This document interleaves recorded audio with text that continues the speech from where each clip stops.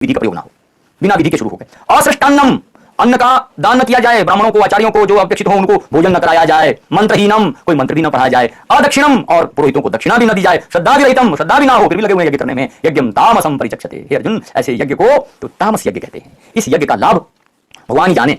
तामस यज्ञ सिर्फ बड़ा स्पष्ट कह दिया, कोई विधि नहीं, कोई नियम नहीं, दूसरों को अन्न का दान नहीं, मंत्र नहीं पढ़ा जा रहा है, दक्षिणा भी नहीं दी जा रही है, कोई बड़ी श्रद्धा भी नहीं है, ऐसा यज्ञ तो तामस यज्ञ ही होगा। इसको भी अर्जुन ठीक से समझ लो। इसके बाद जब यज्ञ संपन्न होता है तब यज्ञ के बाद भगवान उसको तप के संदर्भ में बताते हैं कि 3 प्रकार का तप कौन सा होता है। हे अर्जुन तुम उसे भी सुन लो। अब कहते हैं देव द्विज गुरु प्राज्ञ पूजनम शौचमार्जवम ब्रह्मचर्य अहिंसा च शारीरम तप उच्यते। शरीर का जो तप है उसमें वो जो सात्विक तप है उसको भी सुन लो। 3 प्रकार का तप क्या है? शारीरिक तप। देव द्विज गुरु प्राज्ञ पूजनम, देवताओं की पूजा, द्विजों की पूजा जो श्रेष्ठ है उनकी पूजा, गुरु की पूजा, प्राज्ञ अर्थात बुद्धिमानों की पूजा, शौचम पवित्रता, आर्जवम माने सरलता, ब्रह्मचर्य पालन और अहिंसा, इतना कुछ शारीरम तप उच्यते। हे अर्जुन यह शारीरिक तप है। क्या अद्भुत बात कही है। केवल शरीर से करना है, देवताओं की पूजा, द्विजों की पूजा, गुरु की पूजा, बुद्धिमानों की पूजा, पवित्रता रखना, सरलता बनाए रखना, ब्रह्मचर्य में रहना और अहिंसा, यह शरीर से करना है। हे अर्जुन यदि तुम्हारे शरीर से यह सब कुछ हो रहा है तो यह शारीरिक तप है। शरीर का तप इतने तरह का है। इस बात को समझते हुए तुम्हें अपने आचरण को इस ढंग से ले जाने का प्रयत्न करना चाहिए। अब पवित्रता में मन की पवित्रता भी है, आचरण की पवित्रता भी है और किसी भी तरह से अपने आप को सरल बना के रखना है। सरलता करता है बिल्कुल मृदु होना, कहीं से किसी आपको देखकर कोई लगे नहीं कि नहीं इस आदमी के सामने बात करने में हमें डर लगेगा, नहीं, बिल्कुल सरल है। जो सत्य है वो सत्य है, उसका स्वीकार करना ही करना हो। कोई व्यक्ति आपसे दूर नहीं जाए, आपके पास आने में हर व्यक्ति को आसानी महसूस हो, ऐसा भाव शारीरिक तप कहलाता है। फिर अब आगे समझाते हैं उसको कि दूसरा तप है वांग्मय तप। वाणी का तप क्या होता है हे अर्जुन उसको भी तुम समझ लो। अनुद्वेगकरम वाक्यम सत्यम प्रिय हितम चयत स्वाध्यायाभ्यसनम चैव वांग्मयम तप उच्यते। हे अर्जुन अनुद्वेगकर वाक्य, ऐसा वाक्य जो किसी के अंदर उद्वेग न पैदा करे, कष्ट ना दे, ऐसी वाणी बोलना कि सामने वाले को इतना भी कष्ट ना हो, इसको अनुद्वेग कर वाक्य कहते हैं। सत्यम, सत्य बोले, प्रिय हितम च, प्रिय और हितकारी वचन बोले, प्रिय भी हो और हितकारी हो। स्वाध्याय अभ्यसनम चाहिए, स्वाध्याय का अर्थ वेद है, यहाँ पर वेदादि शास्त्रों का अभ्यसनम, अभ्यास करना, वांग्मयम तप, यही वाणी का तप है। क्या अद्भुत बात है। वाणी का तप, साधारण लोग इस बात को नहीं जानते होंगे कि वाणी का भी तप होता है। अभी शरीर का तप देखा, अब वाणी का तप है। कितना बड़ा संयम रखना है कि हम कभी ऐसी बात नहीं बोलेंगे कि सामने वाले को कष्ट हो। वो जो महर्षि व्यास ने अपने धर्म पुराण में जब कहा कि श्रूयताम धर्म सर्वस्वम श्रुत्वा चैवावधार्यताम आत्मनः प्रतिकूलानि परेशान न समाचरेत, यही तो है अनुद्वेगकर वाक्य। आपको जो चीज अच्छी नहीं लगती है वो आप किसी और के साथ वैसा व्यवहार नहीं करेंगे, ऐसी वाणी नहीं बोलेंगे कि आपकी वाणी सुनकर किसी को रंच मात्र भी कष्ट हो, दुख हो, क्लेश हो। ऐसा वाक्य, इतना नियंत्रण रखना वांग्मय तप है। सत्य बोलना, सत्य, प्रिय और हितकारी, अप्रिय नहीं बोलना, प्रिय बोलना, हितकारी भी बोलना है। स्वाध्याय अभ्यसनम, स्वाध्याय का यहाँ वेद आदि शास्त्रों से है, उन शास्त्रों का अभ्यसनम, निरंतर अभ्यास करते रहना, वांग्मय तप है, वाणी का तप है। इधर की ओर भी है अर्जुन, इस बात को समझ लो। फिर कहते हैं मन, अब एक हो गया शारीरिक तप, दूसरा हो गया वांग्मय तप, अब तीसरा कहते हैं मानस तप भी होता है। मानस तप क्या होता है वो भी बड़ा महत्वपूर्ण है। देखें मन पर नियंत्रण के लिए तो बहुत सारी बातें पीछे भगवान ने कही हैं, लेकिन मन का तप कैसा होता है वह भी यहाँ समझने का विषय भगवान प्रस्तुत करते हैं। वो कहते हैं कि मनः प्रसादः सौम्यत्वम मौनमात्म विनिग्रह भाव संशुद्धिरित्येतत् तपो मानसम् उच्यते। मनः प्रसादः, प्रसाद का अर्थ यहाँ शांति है, मन शांत रहे, सौम्यत्वम, सौम्य बना रहे। सौम्य का अर्थ बिल्कुल सरल, इजी जिसको हम कहते हैं। मनः प्रसाद, मन शांत भी हो और सरल भी रहे, सौम्य रहे, उसमें टेढ़ापन ना हो, बिल्कुल तरलता बनी रहे। मौनम, मौनम शब्द वांग्मय तप के ही अंतर्गत आता है। मौनम का अर्थ होता है वाक संयम, जानते हुए भी नहीं बोलना। जब तक आपसे पूछेगा नहीं कोई आप नहीं बोलेंगे, यह वाक संयम है, यह मौन है। ईश्वर की सारी सृष्टि को देखना, सब कुछ जानते हुए भी अपनी वाणी पर नियंत्रण करना मौन है। मतलब मन का नियंत्रण जरूरी है, नहीं तो आदमी कंट्रोल से बाहर होता है और तुरंत अपनी बात शुरू कर देता है। उसको भगवान समझा रहे हैं कि नहीं, मौनम आत्म विनिग्रह, मौन में भी वाणी का नियंत्रण है और आत्म विनिग्रह का अर्थ है सामान्य संयम। जो कुछ भी जीवन में ऐसा कुछ घटित हो जहां आप नियंत्रण खो देते हो, उन सब जगहों को रोकना आत्म संयम कहलाता है। इसलिए उसको आत्म विनिग्रह का अर्थ हुआ सामान्य संयम और मौनम का अर्थ हुआ वाणी पर संयम। ये दोनों गुण होने चाहिए, इसलिए इसको मानस तप कहा है। और एक विशेषण कही भगवान ने कि भाव संशुद्धि, भाव की संशुद्धि। भाव की संशुद्धि का अर्थ है कि दूसरों के साथ निश्चल व्यवहार, जैसा हम व्यवहार किसी के साथ करें तो भाव पवित्र होने चाहिए, भाव शुद्ध होने चाहिए। यदि भाव में शुद्धि नहीं है तब आपका यह मानस तप ठीक नहीं चलेगा। इसलिए मन को शांत करके, मन को सौम्य बनाकर, मन से ही वाणी पर नियंत्रण करके अपनी सारी भावनाओं का आत्म विनिग्रह करना, सबका संयम करते हुए भाव को निश्चल रखना, मन को पवित्र रखते हुए व्यवहार करना मानस तप कहा गया है। हे अर्जुन इस प्रकार यह मानस तप हुआ।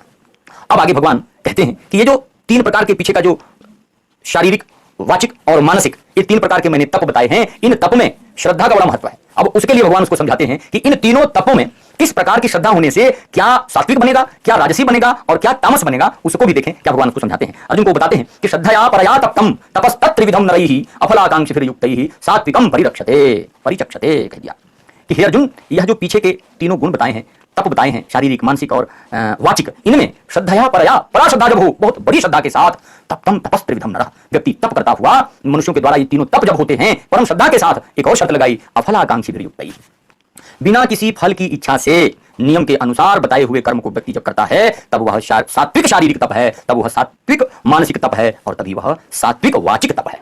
यानी कि निराकांक्ष होकर परम श्रद्धा से जब व्यक्ति अपने इन तपों में प्रवृत्त होता है, चाहे वो शारीरिक तप हो, चाहे मानसिक हो, चाहे वाचिक हो, इन तीनों तपों में निराकांक्ष होकर परम श्रद्धा से यदि कर्म में प्रवृत्त होता है तो हे अर्जुन ऐसा तप सात्विक तप कहलाता है। और यदि ऐसा नहीं कर पाएगा तो इन्हीं को इसी शारीरिक तप, मानसिक तप और वाचिक तप में एक किस तरह के गुण बदलने से वह राजस गुण बन जाएगा, उसके लिए भगवान अर्जुन को समझाते हैं कि सत्कार मान पूजार्थम तपो दंभेन चैव यत् क्रियते तदिह प्रोक्तम राजसम चलम ध्रुवम। हे अर्जुन, सत्कार, अपना सत्कार, सत्कार का अर्थ है मैं, मेरी पूजा करो, मेरा इज्जत करो, मेरा मान सम्मान करो, पूजार्थम और अपनी पूजा के लिए तपह दंभेन चैव, दंभ के साथ किया जाता है, मेरा सम्मान करो, मेरा मान करो और मेरी पूजा करते रहो। इस प्रकार के दंभ पूर्व भावों से जब व्यक्ति तप करता है तो हे अर्जुन क्रियते तदिह प्रोक्तम राजसम चलम अध्रुवम। ऐसा कर्म करता हुआ व्यक्ति राजस गुणी होता है, वह राजस तप में परिवर्तित हो जाता है और उसके दो दोष कह दिए, एक चलम एक अध्रुवम। चलम माने चलायमान अर्थात उसका फल स्थिर नहीं रहेगा और अध्रुवम माने कभी भी वो स्थिर नहीं रहेगा, टिकने वाला नहीं होगा, बार बार वो नष्ट होता रहेगा। अब जब सात्विक और राजस को भगवान ने बता दिया तब वो तामस गुण को बताते हैं कि इन तीनों में शारीरिक, वाचिक और मानसिक इन तीनों तपों में तामस तप कैसे होता है, हे अर्जुन उसको भी समझ लो। तो कहते हैं मूढ़ग्राहेणात्मनो यत् पीडया क्रियते तपः परस्योत्साधनार्थं वा तत्तामसम् उदाहृतम्। हे अर्जुन ईशान, अब कहते हैं कि मूढ़ग्राहेण, मूर्खता पूर्वक, मूर्खता क्या होता है, मूढ़ग्राहेण मूर्खता पूर्वक आत्मनः यत् पीडया क्रियते, अपने आप से बहुत पीड़ा पहुंचाते हुए क्रियते तपः, मतलब कठोर तप जिसमें अपने शरीर को ही बहुत पीड़ा होती है, उस तप को करते हुए परस्य उत्साधनार्थम, दूसरों को कष्ट पहुंचाने की इच्छा रख करके। दो बातें कहनी कि तप करते समय स्वयं को कष्ट पहुंचाना, जिसको हम लोग हठ योग कहते हैं, हठी होना। अब लेकिन हठ योग के दो भाव हैं, एक हठ योग कि मेरे को तो अपने शरीर की सिद्धि करनी है और ईश्वर की प्राप्ति करनी है, ब्रह्म की प्राप्ति तक तो ठीक है, वो सात्विक हो जाएगा। लेकिन जब मन में हो कि नहीं इतना कठोर तप करूंगा, पूरे शरीर को थका दूंगा और ऐसा फल प्राप्त करूंगा कि स्वर्ग पर राज करूंगा, सारे देवताओं को बंदी बना लूंगा, इनको पकड़ के मार दूंगा, इस तरह का जो भाव पैदा होगा, परस्य उत्साधनार्थम, दूसरों को नष्ट करने का, दूसरों को कष्ट देने का भाव रखकर जो तप किया जाए, हे अर्जुन वह तप तामस तप कहलाता है। उसका वह शारीरिक तप तामस शारीरिक तप है। अगर यही दुर्वृत्ति उसके वाचिक में है तो वाचिक तामस तप है, और यदि उसके मन में भी ऐसी भावनाएं हैं तो वह मानस तापस तप कहलाएगा। इसलिए हे अर्जुन इसके स्वभाव को भी तुम अच्छी तरह से जान लो और सुन लो। इन तीनों के साथ करते करते अब आगे क्रम आता है दान का, कि दान क्या चीज है। भगवान ने शुरू में ही कह दिया कि दान भी उसका एक लक्षण है, जिसमें आया था शुरू में तप क्या था, तप के बाद यज्ञ क्या था, यज्ञ के बाद तप क्या है, तप के बाद दान किसको कहते हैं। दान भी तीन प्रकार का होगा, सात्विक दान, राजस दान और तामस दान। इन तीनों दानों को भी आप सुनो कि उनको किस तरह हम वर्गीकृत करेंगे। तब भगवान कहते हैं कि दातव्यमिति यद्दानम दीयतेनुपकारिणे देशे काले च पात्रे च तद्दानम सात्विकम मतम स्मृतम। हे अर्जुन तीन तरह के दानों में दातव्यमिति देना ही है, मुझे दान करना है, पहले तो ये मन में संकल्प होना चाहिए। यद्दानम दातव्यम, जो दान देना ही है, और किसको देना है, दीयते अनुपकारिणे, ऐसे व्यक्ति को जिस पर आप किसी तरह का कोई उपकार नहीं कर रहे हैं। दान देते समय यह भाव मन में हो कि मैं किसी के ऊपर उपकार नहीं कर रहा हूं। यदि आपके मन में है कि नहीं चलो इसका कल्याण हो जाएगा, फिर तो आपने उसके ऊपर उपकार कर दिया।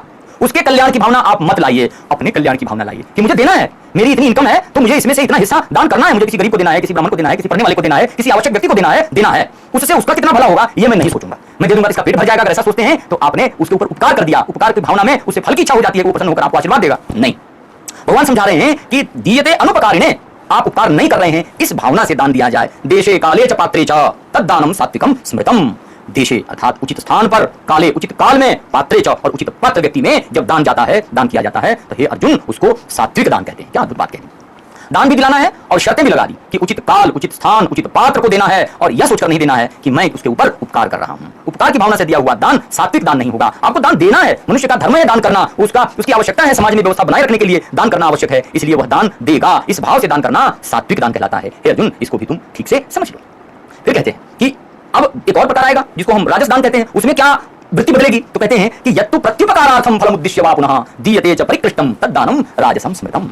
यत्तु जिसको हे अर्जुन प्रत्युपकारार्थम फलमुद्दिश्य च, क्या बात कह दी कि प्रत्युपकार के लिए वही बात आ गई कि मैं इसको दान दूंगा तो ये मेरे को आशीर्वाद देगा या कुछ और देगा। यदि मन में प्रत्युपकार की भावना है कि मैं इसका कल्याण कर रहा हूं तो ये मेरा कल्याण करेगा, यदि ऐसा दान आप करते हैं पीछे से फलम उद्देश्य, आपके मन में कोई भावना है कि नहीं इसका फल मेरे को दूरगामी लेना है, यदि ऐसा मन में है, दीयते च परिकृष्टम, परिकृष्टम कह दिया कि किसी भी तरह की इच्छा से मन में कोई भाव रखकर जब दान कर दिया जाएगा तो हे अर्जुन राजस दान कहलाएगा। अब दान देते समय अब आप खुद विचार कर सकते हैं कि आप किस तरह का दान कर रहे हैं, इसलिए इस पर भी विचार अपेक्षित है। फिर अर्जुन को समझाते हैं कि हे अर्जुन अब तामस दान भी सुन लो। तो कहते हैं आदेश काले यद दानम अपात्रेभ्यश्च दीयते।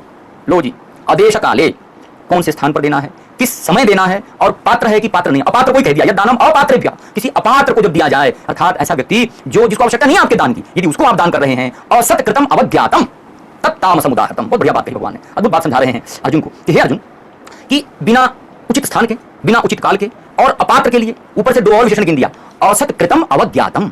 असत्कृत, असत्कृत का अर्थ क्या होता है? तो कहा कि बिना सत्कार के, प्रिय वचन पाद प्रक्षालन पूजादि रहितम असत्कृतम। यानी शंकराचार्य की पंक्ति है ये। शंकराचार्य कहते हैं इस बात को अपने गीता भाष्य में, वो कहते हैं कि असत्कार का अर्थ होता है कि जब आप किसी को दान कर रहे हो, प्रिय वाणी नहीं बोले, उसके पैर का प्रक्षालन नहीं कर रहे हैं, उसकी पूजा भी नहीं कर रहे हैं, केवल सीधे उसके हाथ में दान दे रहे हैं, तो यह असत्कृत दान है, यह तो तामस दान कहलाता है। अवज्ञातम कह दिया। अवज्ञातम का अर्थ क्या होता है? उसके लिए भी शंकराचार्य लिखते हैं, वो कहते हैं कि पात्र परिभव युक्तम, अर्थात पात्र बिना समझे, यानी कि अपात्र, अपवित्र पात्र में रखकर अगर आप किसी को कुछ दे रहे हैं, दान कर रहे हैं, तो हे अर्जुन, यह सारा दान तो तामस दान कहलाता है। इसलिए उचित काल, उचित दे, उचित स्थान, उचित व्यक्ति, सत्कार के साथ सत्पात्र व्यक्ति को जब हम दान करते हैं तभी वो सात्विक दान होगा। इनसे भिन्न बिना सोचे समझे किसी को भी दे देना तामस दान कहलाता है। हे अर्जुन, इस बात को समझ लो। अब आगे बहुत महत्वपूर्ण बातें इस अध्याय के 2-3 जो श्लोक बचे हैं उसमें भगवान अर्जुन को समझाते हैं, वो सीधे ब्रह्म को ले जाने वाला है। वो बड़ा महत्वपूर्ण प्रसंग यहाँ भगवान कहते हैं। आती है बात की इन सारी विधियों से हमको पाना क्या है? ब्रह्म को प्राप्त करना है। तो उस ब्रह्म का प्रतिपादन कैसे करना है भगवान आगे के श्लोकों में अर्जुन को समझाते हैं। वो कहते हैं कि ओम तत्सदिति निर्देशो ब्रह्मणस्त्रिविधः स्मृतः ब्रह्मणास्तेन वेदाश्च यज्ञाश्च भीताः पुरा। हे अर्जुन, उस परब्रह्म के बारे में सुन लो। ओम तत्सत, ओम का अर्थ वह प्रणव, ओंकार ब्रह्म, तत् माने वह और सत माने सत्य है, वह ब्रह्म ही सत्य है। इति निर्देशो ब्रह्मणा, उस ब्रह्म का इन त्रिविधः, इस प्रकार से उसका यह प्रसंग आता है। तो यह जो ओम तत्सत, ये ब्रह्मणा, उस ब्रह्म का इन त्रिविधः, इस प्रकार से उसका यह प्रसंग आता है। तो यह जो ओम तत्सत, ये तीन उस ब्रह्म के स्वरूप हैं। ओम का अर्थ वह प्रणव है और तत् का अर्थ वह है और सत का अर्थ सत्य है। वह ब्रह्म ही सत्य है, उसी ब्रह्म का यही तीन स्वरूप, यही तीन नाम है उसका, वही ओंकार है, वही तत् है और वही सत है। इसी बात को बताने के लिए ब्राह्मणाः वेदाः यज्ञाश्च विहिताः, इन्हीं तीनों को समझाने के लिए ब्राह्मण ग्रंथ लिखे गए, वेद बताए गए और यज्ञ आदियों का विधान किया गया। यानी कि ब्राह्मण, वेद और यज्ञ आदि इन्हीं ओम, तत् और सत, इन्हीं तीनों को बताने के लिए लिखे गए हैं, व्यक्ति के समक्ष लाए गए हैं।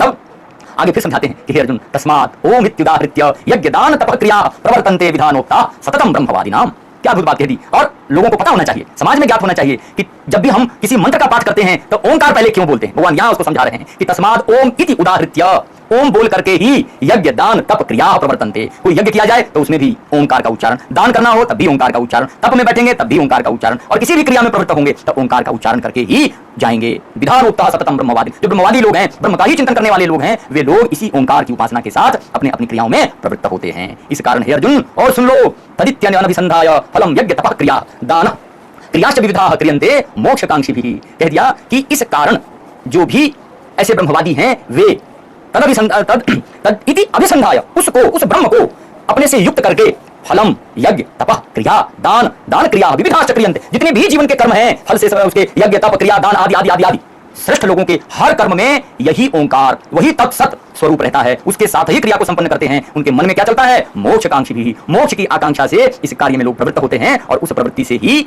अपने जीवन को, ओंकार को समर्पित करते हैं। हे अर्जुन, एक बात और समझ लो, सद्भावे साधुभावे च सदित्येतत् प्रयुज्यते प्रशस्ते कर्मणि तथा सत्शब्दः पार्थ युज्यते। सद्भावे, सद्भाव में, साधुभावे च और साधुभाव में। हे अर्जुन, सद्भाव स्वभाव वाला होकर, साधु वाला होकर, सदित्येतत् प्रयुज्यते, यह सत ही तो प्रयोग में आता है। जिस ओम तत् सत की बात मैं कर रहा हूं, यह सत ही उनके स्वभाव में रहता है। वे ही प्रशस्ते कर्मणि, जिस कर्म में भी प्रवृत्त होते हैं, सब जगह सत्शब्दः पार्थ युज्यते, सब जगह वे लोग सत शब्द का ही प्रयोग करते हैं। वही सत है, वही ब्रह्म है, उसी की ये सारी माया है। ईशावास्यमिदं सर्वं यत्किंच जगत्याम जगत, यह जो भाव है वह सब उस सत का ही है। उस सत शब्द से ही इस पूरी सृष्टि में साधु लोग उसका प्रयोग करते हैं, उसके संदर्भ में चिंतन करते हैं। इसलिए हे अर्जुन, यज्ञे तपसि दाने च स्थितिः सदिति उच्यते कर्म चैव तदर्थीयं सदित्येवाभिधीयते। यज्ञ में करो, तप में जाओ, दान में रहो, चाहे कोई भी स्थिति हो, सदिति उच्यते, सब सद ही है, सब सत ही है। कर्म चैव तदर्थीयं, और जो कुछ भी हमारा कर्म है वो सब उसी सदित्येवाभिधीयते, उस सत के ही लिए है, उसी के की प्राप्ति के लिए हमारी सारी प्रवृत्ति है, और कोई वस्तु है ही नहीं। इसलिए हे अर्जुन, इस बात को अच्छे से समझ लो, ओम का, तत् का और सत का स्वरूप क्या है। फिर आगे कहते हैं भगवान, यहीं पर चेतावनी भी देते हैं कि अश्रद्धया हुतम दत्तम तपस्तप्तम कृतं च यत् असदित्युच्यते पार्थ न च तत्प्रेत्य नो इह।